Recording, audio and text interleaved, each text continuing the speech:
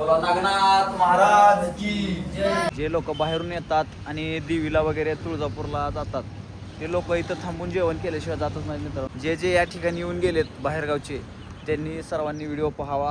तर नमस्कार भावांनो, आज व्हिडिओ बनवण्याचा विषय असा आहे की काल चक्रीवादळ आलं आमच्या गावामध्ये, खूप वारवादून सुटलं, त्यामुळे लाईट ड्रिप झाली होती. त्याच्यामुळे आमच्या इथं गावाला टाकीला पाणी येऊ शकलं. लाईट गेल्यामुळे आता आम्ही चाललो नागोबात पाणी आणायला. तर मित्रांनो तुम्हाला दाखवतो आमच्या नागोबा मंदिराच्या परिसरात एक बोरवेल आहे, त्याला किती पाणी आहे भरपूर असं आणि एकदम प्रसन्न वातावरण आहे तिथलं. व्हिडिओ शेवटपर्यंत बघा भावांनो. तर भावांनो आम्ही आलो आहे आमच्या गावातल्या आमचं ग्रामदैवत सांगली नागनाथ मंदिर या ठिकाणी आलेलं आहे. तर आम्ही आतमध्ये जाऊन दर्शन घेत आहोत. चला की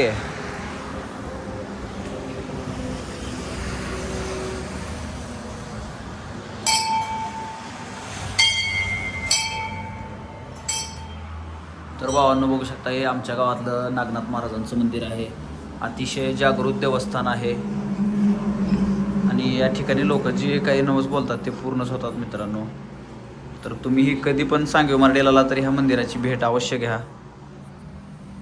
बोला नागनाथ महाराज की जय. नागनाथ महाराज की. चला भावांनो आपण साईडचा परिसर बघूया. मंदिराच्या कडे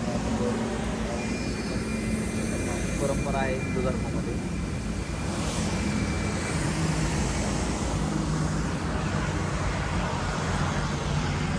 पहिल्यांदा दर्शन झालेलं आहे आमचं आणि एकदम छान वाटत आहे. असं थंड वातावरण, कारण पाऊस झालेला आहे. 2-3 दिवस झाला पण पाऊस होत आहे, भरपूर असा पाऊस होत आहे. त्याच्यामुळे एकदम प्रसन्न वातावरण होत आहे. आणि बघू शकता या ठिकाणी नवीन बोरवेलचं काम झालेलं आहे नवीन. नाही ह्याला पाणी येत ना हापशाला नाही येत नाही. तर हापशाला लय जुना हापसा आहे, बंद पडला आहे, त्याच्यामुळं काही तर बोरवेल घेतली आहे. आणि या ठिकाणून बघू शकता टाकीमध्ये पाणी घेतलेलं आहे. तर आम्ही याच्यासाठीच आलो होतो भावांनो, कारण गावामध्ये लाईट नसल्यामुळे पाण्याची थोडीशी प्रॉब्लेम असतो. आणि इथं पण लाईट नाही, परंतु या टाकीमध्ये स्टॉक करून ठेवलेला असतो. इथं जास्त पाणी घेऊन जात नाहीत लोक आणि तिथलं पाणी जास्त घेऊन जातात. त्याच्यामुळे आम्ही इकडं पाणी घेण्यासाठी आलेलो आहोत. तर एकदम छान पद्धतीचं पाणी आहे मित्रांनो नागनाथ महाराज मंदिर या ठिकाणी. बघू शकता किती प्रसन्न वातावरण. आता या ठिकाणी तुम्हाला झाडीझुडपी जी दिसत आहे, तर ही आता असली हिरवीगार होते ना, तर एक कमीत कमी 8 ते 10 दिवसानंतर तुम्हाला अजून एक व्हिडिओ टाकणार आहे मी.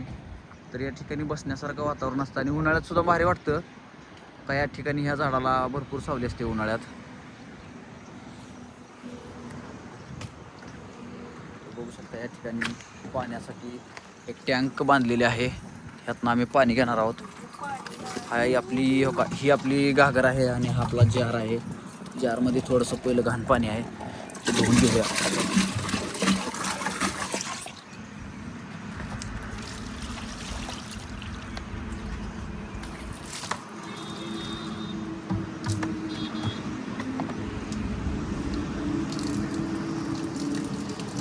जे लोक बाहेरून येतात आणि देवीला वगैरे तुळजापूरला जातात ते लोक इथं थांबून जेवण केल्याशिवाय जातच नाही मित्रांनो. कारण एकदम सगळी सोय आहे मित्रांनो, पाण्याची आहे, इथं हॉटेल्स आहेत, 2 साधे हॉटेल आहेत आणि इथं जेवण वगैरे करतात आणि जेवण ही करून जातात मित्रांनो. जे जे या ठिकाणी येऊन गेलेत बाहेरगावचे त्यांनी सर्वांनी व्हिडिओ पाहावा. तर कसा वाटला व्हिडिओ शेवटपर्यंत बघितल्याबद्दल धन्यवाद. लाईक करा, शेअर करा मित्रांनो, आपल्या चॅनलला सबस्क्राईब करा. धन्यवाद.